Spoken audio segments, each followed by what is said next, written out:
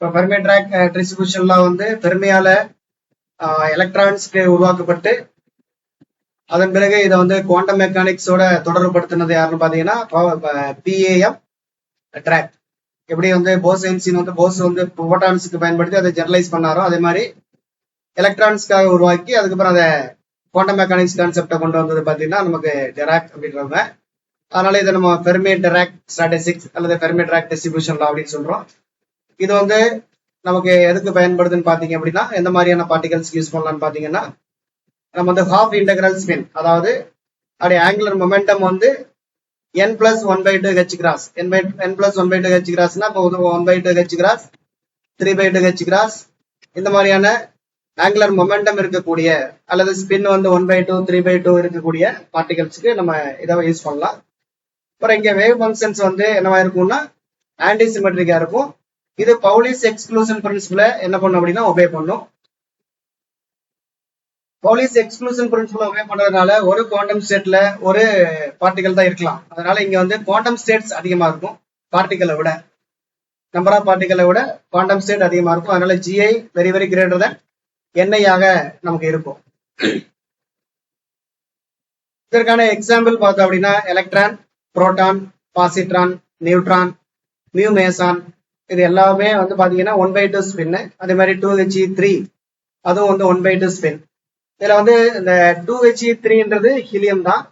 But நமக்கு 2He4 அப்படின்னு இருந்துச்சுன்னா அது வந்து அதோட ஸ்பின் வந்து 1 ஆயிடும். அப்போ அது வந்து எதுல வந்துடும், நமக்கு வந்து போசான்ல வந்துடும். 2He3ன்றது என்னன்னா ஹீலியத்தினுடைய ஒரு இதை கட் பண்ணிட்டீங்கன்னா எதனா நியூட்ரானை கட் பண்ணிட்டீங்கன்னா நமக்கு வரக்கூடியது 2He3ன்ற அந்த நியூக்ளியஸ். இது வந்து எதுல வருதுன்னா ஃபெர்மியான்ஸ்ல வருது. அடுத்து ஃபெர்மி ட்ராக் டிஸ்ட்ரிபியூஷன் அதோட கண்டிஷன்ஸ் பார்த்தோம் அப்படின்னா ஐடென்டிக்கல் அண்ட் இன்டிஸ்டிங்விஷபிள். அடுத்து இது வந்து ஒன்லி ஹாஃப் இன்டெக்ரல் ஸ்பின்னுக்கு பொருந்தும். அடுத்து டோட்டல் நம்பர் ஆஃப் வேஸ் நம்ம ஏற்கனவே பார்த்தோம். அந்த W value GI factorial by NI factorial GI minus NI factorial அந்த formula. Then total number of particles வந்து இப்போ நிறைய N பார்ட்டிகல் சிஸ்டமா இருந்துச்சுன்னா நம்ம பையை யூஸ் பண்ணிக்கிறோம். அடுத்து மோஸ்ட் ப்ராபபிள் மைக்ரோ ஸ்டேட் அந்த NIக்கான ஃபார்முலா வந்து நமக்கு இங்க என்ன வருது, நமக்கு -1க்கு பதிலாக +1. போஸ் ஐன்ஸ்டீன் தான் -1 வரும். அதுவே வந்து மேக்ஸ்வெல் போல்ட்ஸ்மேன் இந்த 1 இருக்காது. போஸ் ஐன்ஸ்டீன் தான் -1, ஃபெர்மி ட்ராக்னா +1. அதான் NI = GI by e power alpha e power beta EI +1.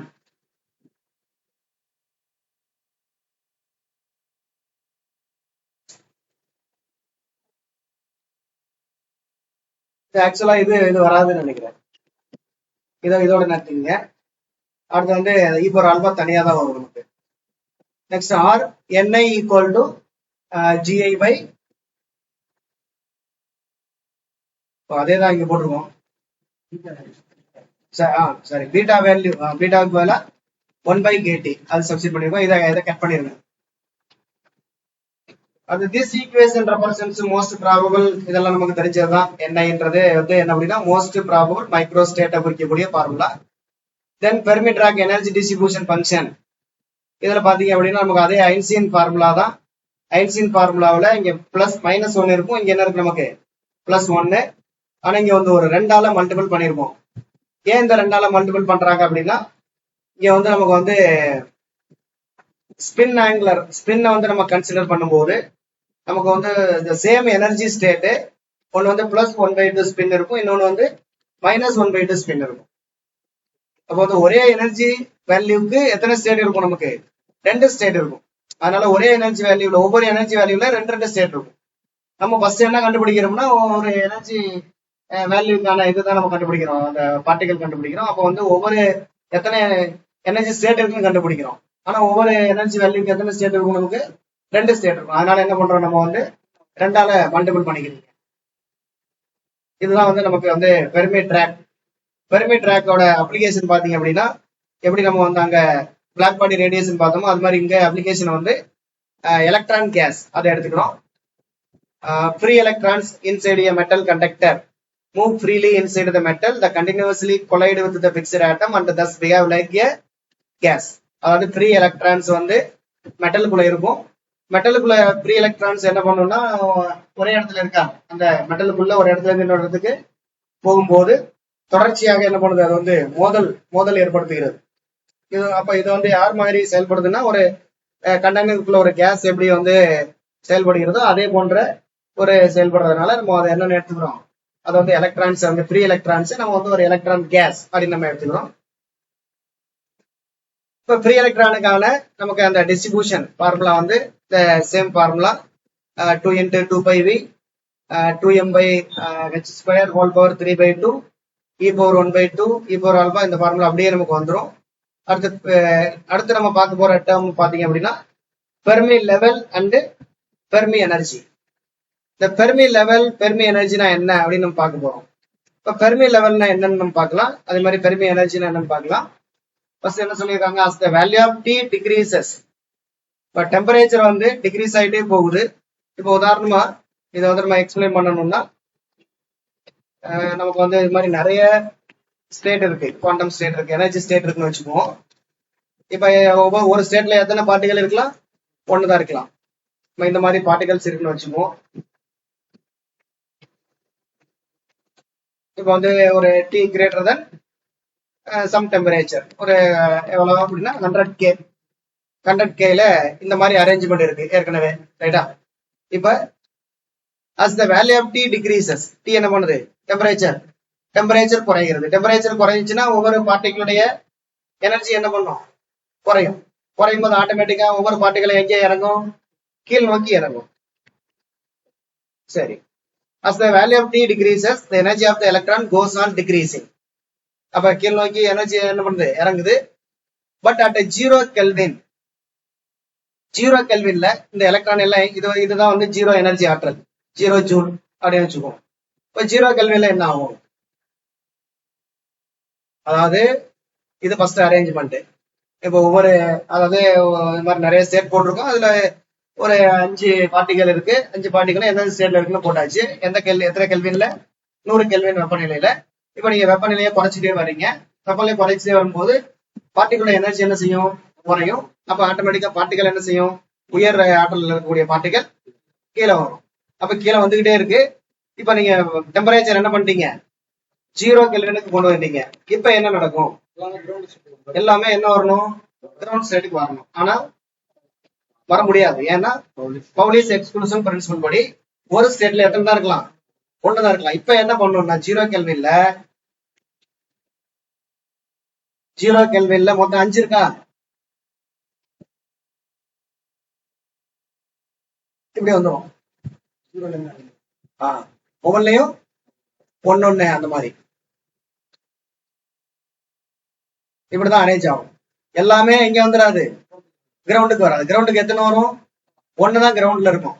ஒரு இதோட எனர்ஜி மட்டும் தான் 0, மத்த எல்லாத்தோட எனர்ஜியும் 0 இல்லை. இந்த மாதிரி அரேஞ்ச் ஆகும். சரி, அடுத்து என்ன சொல்லியிருக்கான்னு பார்ப்போம். According to Pauli's principle, only one electron can occupy one energy level. Therefore, there will be one electron in the ground state having 0 energy. அடுத்து let EF அப்படின்றது என்னன்னு பாத்தீங்கன்னா, EFன்றதுதான் நம்ம ஃபெர்மி எனர்ஜின்னு சொல்றோம். EFனா என்னன்னு சொல்றான்னு பாருங்க. EF be the energy of the highest state occupied by the electrons at 0 Kelvin. இதோட மீனிங் சொல்லுங்க பார்க்கலாம். EF அப்படின்றது என்னன்னா, EF be the energy of highest state occupied by the electrons at 0 Kelvin. 0 Kelvinல 0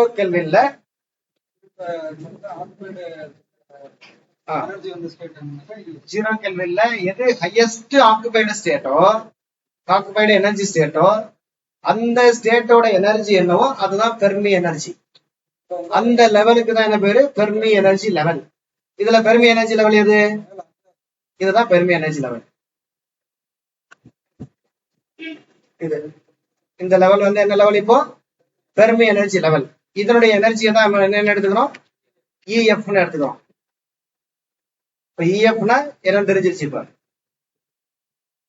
சரி, இப்ப 0 கெல்வின்ல நீங்க ஃபெர்மி எனர்ஜி லெவல் வந்து இதுதான் ஃபெர்மி எனர்ஜி லெவல்னு முடிவு பண்ணிட்டோம். இப்ப 0 கெல்வின்ல என்ன ஆயிரும், இப்ப இந்த 5மே இங்க வந்துருச்சு, இங்க வந்துருச்சு. அப்ப இப்ப இங்க என்ன இருக்காது, பார்ட்டிகல் இருக்காது. ரைட். இப்ப இஎஃப்க்கு கீழே எல்லாமே எப்படி இருக்கு? எல்லா ஸ்டேட்டுமே ஃபில்டு, ஃபுல்லி ஆக்குபைடு.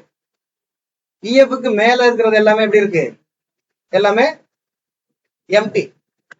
எல்லாமே எப்படி இருக்கு? நமக்கு எம்டியா இருக்கு. ஃபுல்லா எம்டி, இது ஃபுல்லா நமக்கு ஃபில்டு.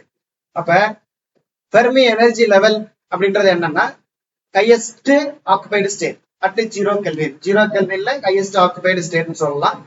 இன்னொன்னு என்ன சொல்லலாம் அப்படின்னா இஎஃப் 0 கெல்வின்ல ஒரு லெவலுக்கு, அதாவது எந்த லெவலுக்கு கீழே எல்லாமே ஃபுல்லி ஆக்குபைடா இருக்கும், அல்லது எந்த லெவலுக்கு மேல எல்லாமே ஃபுல்லி எம்டியா இருக்கும், அந்த லெவலுக்கு பேரு ஃபெர்மி எனர்ஜி லெவல்னு சொல்லலாம்.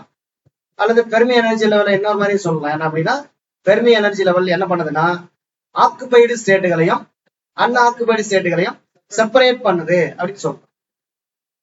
எப்படி சொன்னாலும் ஒரே மீனிங் தான், சொல்ற விதங்கள் வேற வேற, அவ்வளவுதான்.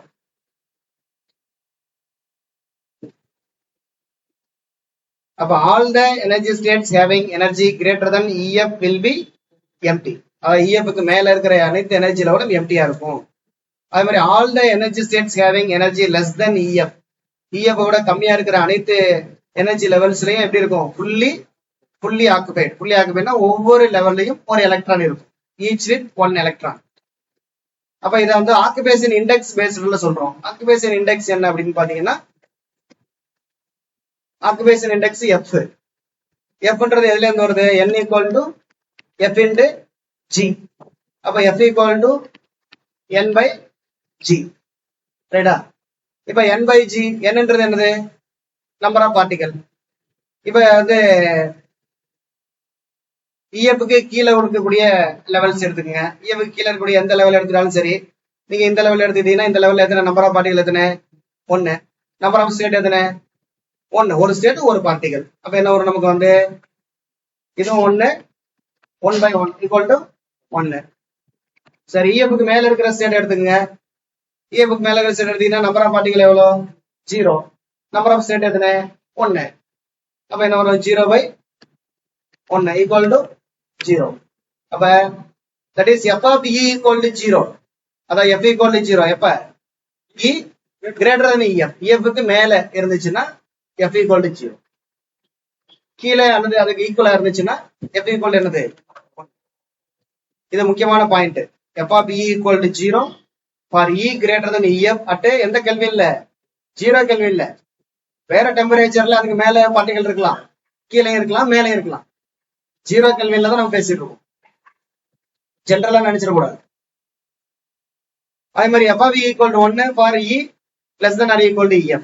க்கு கீழே, ef மற்றும் ef க்கு கீழே கண்டிப்பா என்ன இருக்கும்? நமக்கு ஒரு ஸ்டேட்டுக்கு ஒரு பார்ட்டிகல் இருக்கும். தட் இஸ் f of, அதாவது ஃபுல்லி ஆக்குபைடு. அதான் நம்ம வந்து ப்ராபபிலிட்டி 1 வரும், ஆக்குபேஷன் 1. அப்படி f of e என்றது n of e by g of e நம்ம ஏற்கனவே பார்த்தோம். f equal to n by g. அப்படியே நீங்க வேல்யூ சப்ஸ்டிட் பண்ணீங்க அப்படின்னா f of e equal to 1 by e minus ef by kt plus 1. Since alpha equal to minus ef by kt. இப்போ n of e de equal to 2 into 2 by v 2m by h square whole power 3 by 2 e power 1 by 2. முன்னாடி என்ன போட்டிருக்கோம்னா e power alpha போட்டு e power beta ei plus 1 போட்டிருப்போம். இப்ப வந்து அந்த ஆல்பாவோட value தான் நம்ம சப்ஸ்டிட் பண்றோம். அது மைனஸ் ef by kt. அதே சப்ஸ்டிட் பண்ணிட்டீங்கன்னா இந்த e மைனஸ் ef வந்து மொத்தமா வந்துடும். அப்ப e minus ef by kt plus 1 அப்படின்ற இந்த ஃபார்முலா வந்துடும் நமக்கு எலக்ட்ரானை பொறுத்த வரைக்கும்.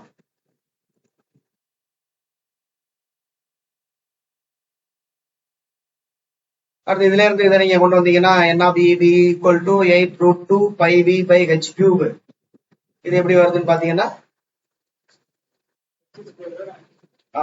ஒண்ணுல இருந்து 2 எப்படி வருதுன்னா அந்த h ஸ்கொயர் பவர் 3/2 வெளியில எடுத்துட்டாங்க. இதை h ஸ்கொயர் பை 3/2 அதை வெளியில எடுத்தீங்கன்னா என்னவா மாறும்? h கியூபா மாறும். இது அப்படியே h கியூபா வெளியில வந்துருது, பை h கியூபு. அப்புறம் வந்து இந்த 2 வெளியில எடுத்துட்டோம். ஆல்ரெடி வந்து இங்க ஒரு 2 இருக்கு, இங்க ஒரு 2 இருக்கு. 2 into 2 இங்க 2 power 3/2. 2 power 3/2 equal to 2 into 2 power 1/2 அல்லது 2 into √2. அப்ப இந்த 2 power 3/2 வெளில எடுக்கும் போது 8 ஆயிருச்சு. இங்க ஒரு 2, இங்க ஒரு 2, இந்த ஒரு 2 வந்து சேர்த்தா 8. அந்த √2 8 √2. அப்புறம் πv by h cube. m மட்டும் தனியா போட்டோம், m power 3/2 போட்டாங்க. மற்றபடி e power 3 எல்லாமே அப்படியே as usual அப்படியே வந்துருது நமக்கு. இந்த ஃபார்முலா யாருக்கான ஃபார்முலான்னா அதே பெர்மி டிஸ்ட்ரிபியூஷன் தான். யாருக்கானது? எலக்ட்ரான்ஸ்க்கான ஃபார்முலா. Free electrons. எலக்ட்ரான்ஸ் அப்படின்னா அந்த இ பவர் இ மைனஸ் இஎஃப்னு வந்துடும். இந்த இ பவர் ஆல்பா தனியா பீட்டா தனியா இருக்கு இல்லையா, அது பதிலாக என்ன வந்துடும், நமக்கு ஒரே டேர்மா போட்டுக்கிறோம், இ மைனஸ் இஎஃப். இஎஃப்ன்றது என்னது? Fermi energy. Fermi energy. சரி, இப்ப ஃபெர்மி எனர்ஜியை நம்ம 0 கெல்வின்ல பார்த்தோம். இப்ப எதுல பார்க்க போறோம்? 0 கெல்வினுக்கு மேல எப்படி இருக்குன்னு பார்க்க போறோம். 0 கெல்வினுக்கு மேல for T greater than 0 Kelvin at E equal to EF. இது சிமிலர்லி அதே தான். இதே மாதிரி நிறைய எனர்ஜி லெவல் இருக்கு. நீங்க ஏற்கனவே என்ன கண்டுபிடிச்சிட்டீங்க? EF யாருன்னு கண்டுபிடிச்சாச்சு. ஓகேயா? இப்ப T greater than 0 Kelvin இப்ப எப்படி இருக்கும்னா, இப்ப ஏற்கனவே நமக்கு வந்து என்ன இருக்கு, பார்ட்டிகல்ஸ் இந்த மாதிரி ஒரு அரேஞ்ச்மெண்ட்ல இருக்கு. இப்ப என்ன சொல்றான், FB equal to 1/2. FB equal to 1/2 என்ன அர்த்தம்? ஆக்குபேஷன் பாதி நிரம்பி இருக்கும். என்ன நிரம்பி இருக்கும்? பாதி நிரம்பி இருக்கும். அதாவது thus the Fermi energy EF at T greater than 0 K is that energy level in which 50% of quantum states are என்னது occupied and 50% empty. பாதி நிரம்பி இருக்கும், பாதி என்னவா இருக்கும்? எம்டியா இருக்கும். இப்ப T greater than 0 K அப்படின்னா EF வந்து எதை குறிக்குதுன்னு பாத்தீங்கன்னா பாதி நிரம்பி பாதி எம்டியா இருக்கும். இப்ப உதாரணமா ஒரு லெவல்ல வந்து நமக்கு 2 இருக்கணும்னா எத்தனை தான் இருக்கும்? 1 தான் இருக்கும். அந்த மாதிரி கான்செப்ட்.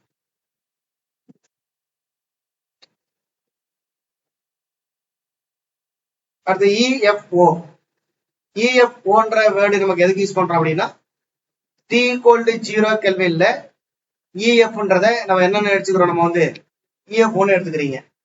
இப்ப இந்த EFOக்கான ஃபார்முலா பாத்தீங்கன்னா h² by 2m 3n by 8 pi whole power 2/3 அல்லது EFO equal to h² by 8mன்றத என்ன மாத்திட்டோம், நம்ம வந்து 2m 8mனு மாத்திட்டோம். என்ன பண்ணிருக்கோம்னா இந்த 8 power 2/3 வெளியில கொண்டு வந்துட்டாங்க. அப்ப வந்து 4ன்னு ஆயிடும். ஏன்னா 8 power 2/3 equal to 8 வந்து 2 power 3 whole power 2/3. அப்ப என்ன ஆயிரும், நமக்கு வந்து இதுவும் ஆமா கேன்சல் ஆயிரும். அப்ப 2 power 2 என்ன ஆயிரும், நமக்கு வந்து 4. அப்ப இந்த உள்ள இருக்கக்கூடிய 8 power 2/3 வந்து 4க்கு ஈக்குவல். அதை வெளியில எடுத்துட்டோம், மிச்சத்தை அப்படியே கொண்டு வந்துட்டோம். ஆனா இது வருதோ, என்ன வருது நமக்கு, h² by 2m. இதை வந்து கேபிட்டல் என் போடுங்க, ஸ்மால் என்ன கேபிட்டல் என்ன மாத்தீங்க. என்ன பண்ணிருக்கோம்னா இந்த ஸ்மால் எண்ணுக்கு பதிலாக capital n by v use பண்ணிருக்கோம். இந்த 8 வெளியில எடுத்து 4 ஆக்கி இதோட 8ன்னு போட்டிருக்கோம். இது EFOக்கான ஃபார்முலா.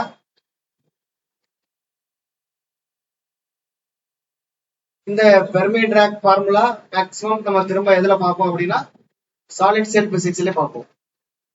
இதே கான்செப்டை திரும்ப அங்கேயும் பார்ப்போம். அந்த எலக்ட்ரானுக்கான ஃபெர்மி டிஸ்ட்ரிபியூஷனை வந்து நம்ம அப்படியே பார்ப்போம். அடுத்து EFO equal to h² by 2m. இந்த ஃபார்முலா அப்படி வந்துருது உங்களுக்கு. இந்த ஃபார்முலாவில் ஸ்மால் எண்ணுக்கு பதிலாக n by v யூஸ் பண்ணிருக்கோம், 2/3. இப்ப இதுல வந்து இந்த EFOன்றது இதுல என்ன கேட்டிருந்தாங்க அப்படின்னா, EFO யாருக்கு proportional? n power 2/3.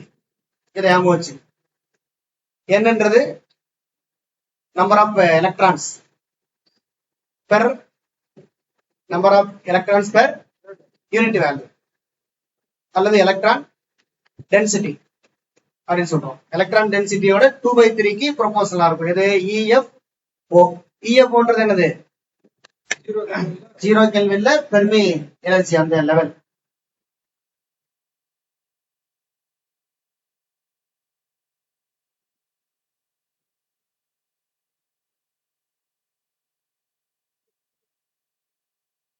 next difference between the free electron gasக்கும் ordinary gasக்கும் உள்ள difference. Electron gas, ordinary gas. Electron gas வந்து charged particle, but ordinary gas வந்து என்னது neutral. The number of electrons per unit volume, ஒரு unit வால்யூம்க்குள்ள எத்தனை electron இருக்கும்னு பாத்தீங்கன்னா 10⁻29 இருக்கும். ஆனா மாலிகுல் வந்து கேஸ் மாலிகுல் எத்தனை இருக்கும்னா 10⁻25 தான் இருக்கும். ஏன்னா 10⁻29க்கும் 10⁻25க்கும் இடையில பெரிய வித்தியாசம் இல்லையேன்னு நினைக்கலாம். எத்தனை மடங்குன்னு தெரியுமா? 10,000 மடங்கு. இப்ப உதாரணமா வந்து ஒரு பெர் யூனிட் வேல்யூமுக்குள்ள 10 மாலிகுல் இருக்குன்னா அதே பெர் யூனிட் வேல்யூமுக்குள்ள 1,00,000 எலக்ட்ரான்ஸ் இருக்கும். 10⁻29 10⁻25 ரெண்டுமே என்ன பெரிய 4 தானே வித்தியாசம் நினைக்காதீங்க. 10,000 மடங்கு வித்தியாசம் இருக்கும் ரெண்டுக்கும். இப்ப எலக்ட்ரான்ஸ் வந்து ரொம்ப நெருக்கமா இருக்கும் யாரை விட? மாலிகுல்ஸை விட. அடுத்து ஒபே பவுலிஸ் எக்ஸ்க்ளூஷன் பிரின்சிபல். இங்க do not obey Pauli's exclusion principle. அது indistinguishable இது distinguishable. பெர்மிட்ராக் இது வந்து மேக்ஸ்வெல் போல்ட்ஸ்மேன் ஸ்டாட்டிஸ்டிக்ஸ். அடுத்து நம்ம பார்க்க போறது என்னன்னு பாத்தீங்க அப்படின்னா மோனான் கேஸ். மோனான் கேஸ் எதன்படி வருதுன்னு பாத்தீங்கன்னா போனான் போட்டான் மாதிரியே தான், அப்படியே நீங்க எடுத்துக்கலாம். Bose Einstein statistics. அந்த n ஈக்குவல் டு பாத்தீங்கன்னா 1/e power h nu by kt க்கு பதிலா h cross omega by kt minus 1 use பண்றோம். Phonon momentum p equal to h cross k. Phonon மொமெண்டத்துக்கு இன்னொரு பேர் என்னன்னா கிறிஸ்டல் மொமெண்டம் அப்படின்னு சொல்றோம். அடுத்த பெர்மிட்ராக் ஸ்டாட்டிஸ்டிக்ஸினுடைய ஒரு முக்கியமான அப்ளிகேஷன் பாத்தீங்க அப்படின்னா அதான் நிறைய அப்ளிகேஷன்ஸ் இருக்கு. என்னன்னு பாத்தீங்கன்னா ஒயிட் டுவார்ஃப். இது வந்து ஸ்டாரோட ஒரு நிலை. ஒயிட் டுவார்ஃப்ன்றது எலக்ட்ரான் கேஸ். இதை நம்ம மேல டிஸ்கஸ் பண்ணோம். அடுத்தது தெர்மோயனிக் எமிஷன். இன்னொன்று பவுலியோட பாராமேக்னடிசம் அப்படின்றது. இது இந்த பவுலிஸ் பாராமேக்னடிசம் நம்ம பழைய சிலபஸ்ல இருந்தது, இப்போ அது இல்லை. அதனால நம்ம சும்மா அப்ளிகேஷனா அதை பேரை மட்டும் பார்த்துக்கிறோம். அடுத்த தெர்மோயனிக் எமிஷன். தெர்மோயனிக் எமிஷன்னா என்ன அப்படின்னா தமிழ்ல நம்ம வெப்ப அயனி உமிழ்வு. அதாவது ஒரு பொருளை வெப்பப்படுத்துகிற பொழுது அதிலிருந்து எலக்ட்ரான்கள் உமிழப்படும். இந்த நிகழ்வுக்கு தான் என்ன பேர் அப்படின்னா தெர்மோயனிக் எமிஷன் அப்படின்னு பேரு. இதை தமிழ்ல வெப்ப அயனி உமிழ்வுன்னு சொல்றோம்.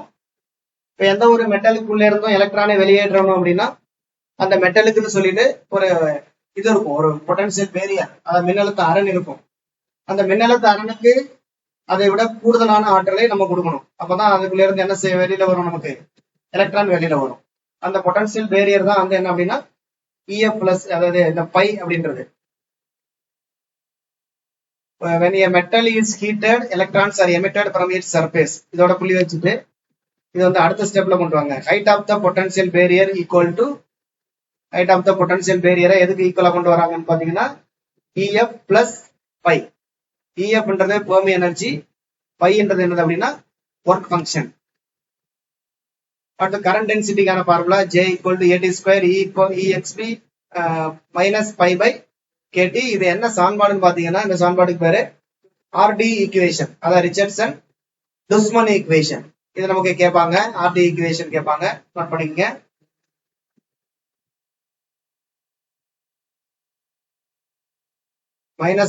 மைனஸ் பை என்றது ஒர்க் ஃபங்க்ஷன். இத சில நேரங்கள்ல வந்து மைனஸ் பைன்னு போடுறதுக்கு பதிலாக சில புக்ல வந்து இ சேர்த்து போட்டிருப்பாங்க. அப்படி போட்டா நமக்கு இந்த ஈக்குவேஷன் வந்து மைனஸ் இ பை பை கேட்டின்னு வரும். அடுத்து ஆர்டி ஈக்குவேஷன் பாத்தீங்க அப்படின்னா இந்த ஆர்டி ஈக்குவேஷன் வந்து எதை நமக்கு சொல்லுதுன்னு பாத்தீங்க அப்படின்னா ஜே ஆனது யாரை சார்ந்து இருக்குன்னா இந்த ஒர்க் ஃபங்க்ஷனை சார்ந்து இருக்கு. அடுத்து வந்து டி என்ற டெம்பரேச்சரை சார்ந்து இருக்குன்னு சொல்லலாம். அதாவது depends on the work function and square of the absolute temperature. அது என்ன அப்சல்யூட் டெம்பரேச்சர்னா என்னது? ஏன் அப்சல்யூட் டெம்பரேச்சர் சொல்றாங்க, வெறும் டெம்பரேச்சர் சொல்லாம? அப்சல்யூட் டெம்பரேச்சர்னா டெம்பரேச்சர் இன் கெல்வின் ஸ்கேல். எந்த ஸ்கேல்ல நீங்க எடுத்துக்கணும்? கெல்வின் ஸ்கேல்ல எடுத்துக்கணும். எந்த ஸ்கேல் எடுத்துக்க கூடாது? வேற செல்சியஸ், ஃபாரன்ஹீட் அந்த ஸ்கேல் எடுத்துக்க கூடாது. கெல்வின் ஸ்கேல்ல நீங்க டெம்பரேச்சர் எடுத்துக்கணும். அதான் அப்சல்யூட் டெம்பரேச்சர். அப்புறம் இந்த ஏயோட value equal to A = 4/m EK²/h³. Next இந்த போல்ட்ஸ்மனும் மேக்ஸ்வெல்லும் சேர்ந்து தான் அந்த லாவை உருவாக்குறாங்கன்னு சொன்னோம் நம்ம மேக்ஸ்வெல் போல்ட்ஸ்மன் ஸ்டாட்டிஸ்டிக்ஸ். இதுல போல்ட்ஸ்மனுடைய அந்த கனானிக்கல் டிஸ்ட்ரிபியூஷன் லா என்னன்னு பாத்தீங்கன்னா Ni = Ae⁻ βEi. இங்க ஏன்றது எதை குறிக்குதுன்னு பாத்தீங்கன்னா e⁻ ஆல்பாவை குறிக்கும்.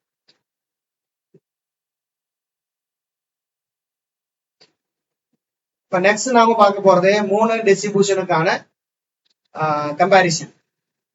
Maxwell Boltzmann particles are distinguishable.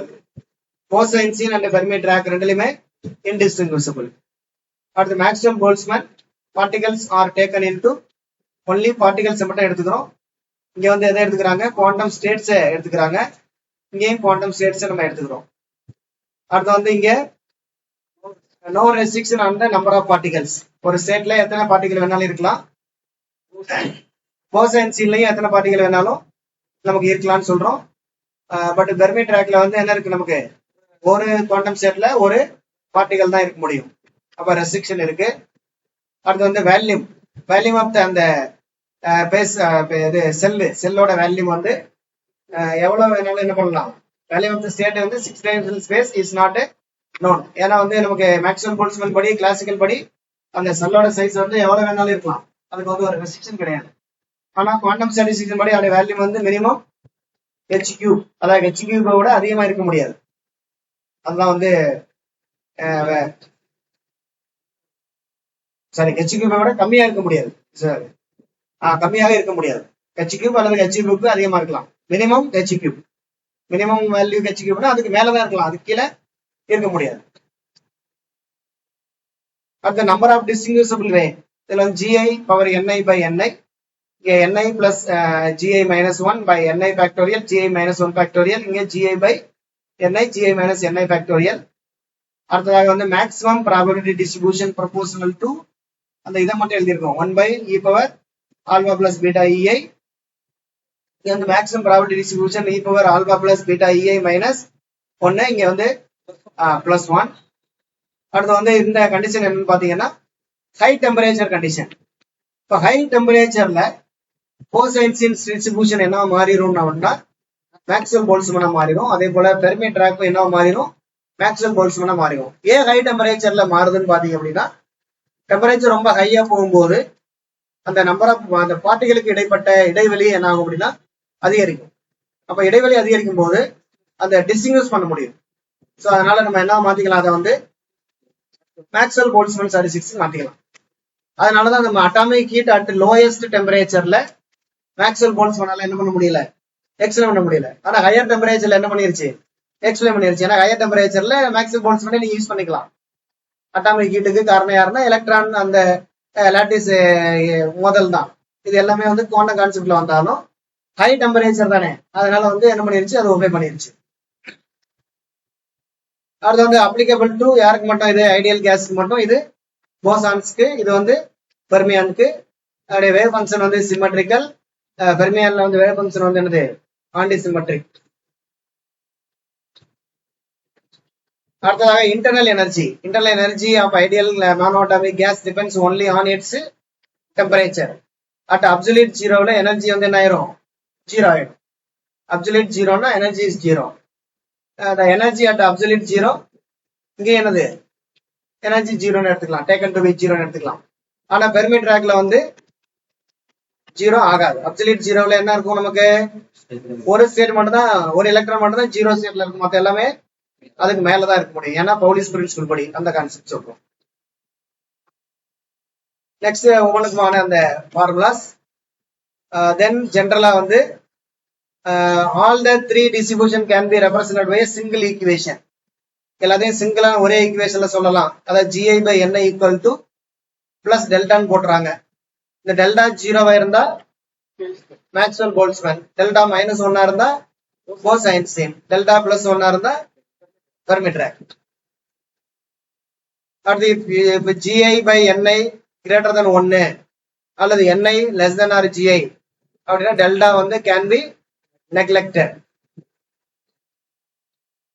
இந்த கண்டிஷன்ல டெல்டாவை நம்ம நெக்லெக்ட் பண்ணிடலாம்.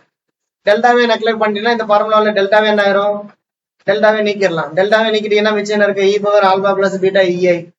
e power alpha plus beta eiன்றது யாருக்கான ஸ்டாட்டிஸ்டிக்ஸ், மேக்ஸ்வெல் போல்ட்ஸ்மேன். அப்ப gi by ni very very greater than 1, அதாவது greater than or equal to 1 இருந்தா அது என்னவா மாறிடும், நமக்கு வந்து மேக்ஸ்வெல் போல்ட்ஸ்மேனுக்கு மாத்திக்கலாம் அப்படின்னு சொல்றாங்க.